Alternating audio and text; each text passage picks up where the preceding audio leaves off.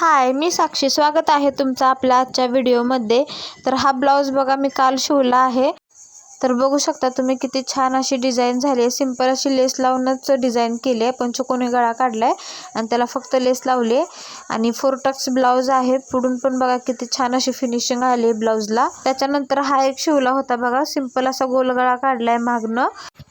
40 साईजचं chest आहे, तरी पण किती छान असा पफ आला आहे बघू शकता तुम्ही प्रिन्सेस कटला. खूप छान असा ब्लाऊज झाला आहे हा सुद्धा.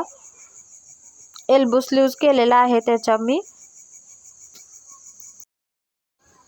दोन्ही ब्लाऊज खूप छान झालेले आहेत. त्याच्यानंतर साडी पिको फॉल करायची होती. 2 साड्या आहेत, त्याच म्हटलं पिको फॉल करून घ्याव्यात. पहिलं तर या साडीला एकीकडनं पिको करून घेतलं, नंतर फॉल लावून घेतला आणि नंतर मी हातशिलाई घालत असते. खालून फक्त टिप मारून घेते मी. त्याच्यानंतर दुसरी साडी घेतली, ती पण एक साईडने पिको होती, त्याला पण एक साईडने पिको करून लगेच फॉल पण लावून घेतलं. मग घेतल्या मी दोन्ही साड्या हातशिलाई करायला. तर बघू शकता अशा पद्धतीने मी हातशिलाई करून घेत असते साड्यांना.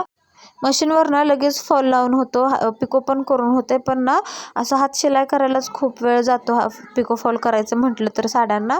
तर बघा इथे एका साडीला फॉल लावून झाले, लगेच मग दुसरी साडी पण घेते हातशिलाई करायला. त्याला पण बघा अशाच पद्धतीने हातशिलाई करून घेतली.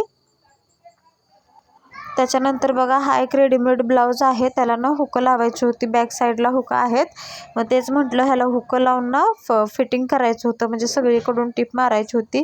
रेडीमेड ब्लाऊजला कसं मोठ्या मोठ्या टिपा असतात, त्याच्यामुळे सगळीकडे टिपा मारून घेतल्या.